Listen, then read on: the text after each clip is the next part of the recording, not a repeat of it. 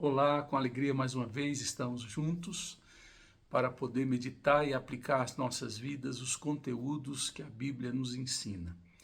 Bom, eu sou o pastor Luciano, nós já temos nos encontrado aqui algumas vezes e hoje nós vamos falar de um episódio que acontece no Evangelho de João. João narra esse acontecimento no capítulo 5. Jesus adentra a um recinto chamado Tanque de Betesda. Uma multidão de pessoas ali ficava esperando o mover das águas, quando um anjo enviado por Deus movia as águas daquele tanque e aquele ou aquela que pulasse primeiro no tanque, que tivesse enfermidade, seria curado imediatamente dessa enfermidade e de outros males. E é interessante que Jesus, quando chega ali, vendo a multidão, os seus olhos fixam-se em um único homem. Quem era esse homem? Era um homem paralítico, não tinha como andar. Certamente as pessoas o ajudavam a chegar até lá, mas não tinham como ficar com ele, esperando a hora e o momento que a água se movesse. Portanto, esse homem estava entregue à sua própria sorte. E Jesus olha para ele, se aproxima dele e diz: "Você quer ser curado?" Parece uma pergunta muito óbvia e sem sentido. Como Jesus pergunta a uma pessoa que está à beira de um tanque, competindo, disputando, quem pularia primeiro? E essa pergunta chega aos nossos ouvidos como algo sem sentido e inócua. Mas a gente sabe que Jesus tem propósito em tudo. Jesus, quando faz essas perguntas, ele quer movimentar dentro de nós, mobilizar dentro de nós uma vontade e, ao mesmo tempo, uma fé, uma convicção de que se quer, de que se estou aqui para isso. Porque muitas vezes nós podemos estar passivamente ali, mas não com o coração envolvido. Ele faz essa pergunta. E a resposta do homem é uma resposta muito racional. Ele vai falar da logística. Ele diz: "Olha, eu estou aqui, mas quando a água se move, não tem quem me ajude. Não tem ninguém quem me ajude. Não tem ninguém para me ajudar." É dessa afirmação que eu quero me ater, que eu quero me deter. Há muitas pessoas, como este homem, estão em situações, passando por momentos, que se sentem sós. E a solidão é o primeiro marco da história dessas pessoas. Elas têm que ser fortes, elas têm que ser resistentes, resilientes, porque elas não podem contar e nunca contaram com a ajuda de outros. E elas se formam, são forjadas, são formatadas para viver uma vida de profunda solidão e individualismo, porque ela tem que se virar. E Jesus, quando olha para esse homem, o vê como alguém só. Eu tenho para mim que o que fez Jesus olhar para este homem, além da sua doença, da sua necessidade, foi para a sua solidão. Quando a gente lê o livro de Gênesis e a criação do homem e da mulher, nós encontramos um motivo porque Deus criou o homem e a mulher. É para que eles não vivessem sós. Se ele criasse apenas o homem, ele seria um ser solitário. Se criasse somente a mulher, seria um ser solitário. Mas ele cria dois, para um ajudar o outro, um ser parceiro do outro, um fazer diferença na vida do outro. E quando Jesus se depara com aquele homem no tanque de Betesda, ele o vê só. E ele sabe que a solidão, o abandono, são experiências dolorosas, sofridas para qualquer pessoa. E uma marca da depressão é que quando se está em depressão, as pessoas desenvolvem uma atitude de solidão. Elas procuram se isolar, se afastar de pessoas e de situações que antes lhe eram prazerosas, e elas vão para distante.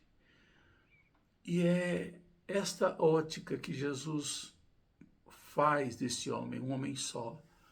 E Ele quer que ele encontre pessoas para se relacionar, para conviver. Primeiro, uma relação com o Pai, com o Filho, com o Espírito Santo, uma relação espiritual. Depois, uma relação interpessoal, relação humana. Nós precisamos de pessoas para conviver, para nos relacionar.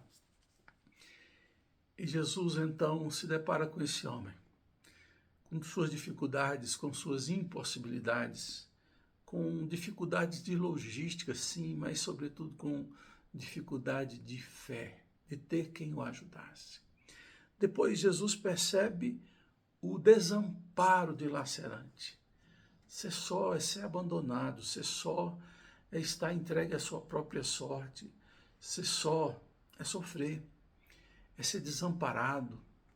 É tão forte o desamparo, é tão forte a ideia do abandono, que quando você estuda uma das abordagens da psicologia chamada TCC, Terapia Cognitiva Comportamental, uma das bases para se diagnosticar algum transtorno, alguma deficiência psíquica, emocional, tem a ver com o desamparo. Se estuda se as crenças daquela pessoa não é uma crença de desamparo e tenta-se o ajudar e formatar um diagnóstico e toda uma ação para promover na vida dele uma busca por amparo, por congregar, por se juntar a outras pessoas. Mas, ao mesmo tempo, quando esse homem disse, eu não tenho quem me ajude, ele estava fazendo um pedido desesperador. Eu cansei de fazer tudo sozinho, eu preciso de ajuda, eu preciso ser ajudado. E é diante dessa situação, dessas palavras, que a gente vai encontrar Jesus agindo, tomando algumas atitudes. E ele não faz o homem pular naquela água. Ao contrário, ele diz para aquele homem, levante-se, tome o seu leito e ande. São 3 comandos. 3 comandos maravilhosos para aquele homem desesperado. O primeiro comando é levante-se. Você não vai mais viver uma vida olhando de baixo para cima. Você não vai olhar para a vida como coitadinho e como desprezado. Sua posição agora é de igual, é em pé.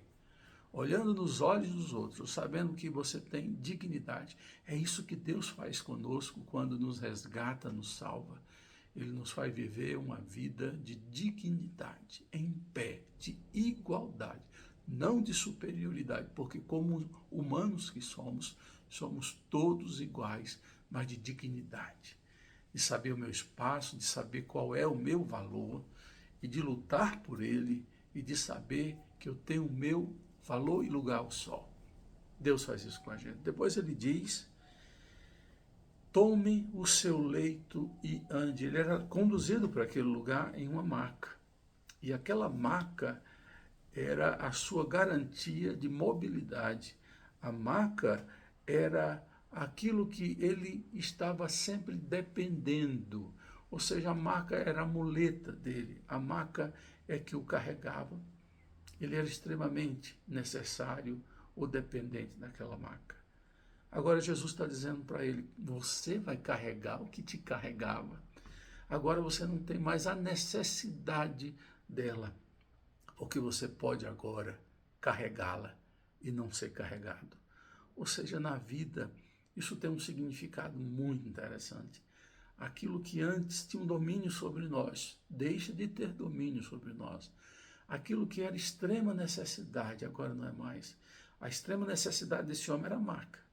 Tem muita gente que tem extrema necessidade de dinheiro, de ser próspero.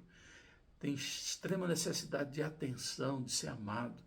Tem extrema necessidade de se vincular a alguém para se sentir uma pessoa relevante. Por que você quer namorar? Por que você quer ter sexo? Talvez porque tem uma deficiência na sua conjuntura psíquica. E aí você deve, portanto, entender que você não deve ter mais dependência. Você deve ter e desenvolver autonomia. Quem está por cima agora é você. Por último, Jesus vai dizer: ande, toma o seu leito e ande. Levante-se, toma o seu leito e ande. Jesus está dizendo, se sua vida era paralisada, se sua vida não tinha expectativas, nem horizonte, agora em pé você pode ver horizontes. E não só ver, mas andar em direção a eles. E por fim, concluindo, eu quero dizer que a partir daquele instante, aquele homem não tinha mais por que dizer, não tenho quem me ajude. Ele sabia que Deus poderia levantar pessoas para andar no seu caminho e estar ao lado dele. Ele poderia ter Deus como peça fundamental no seu dia a dia, nas suas 24 horas do dia, para saber que ele agora podia contar com alguém que sempre o ajudaria, que sempre estaria ao seu lado.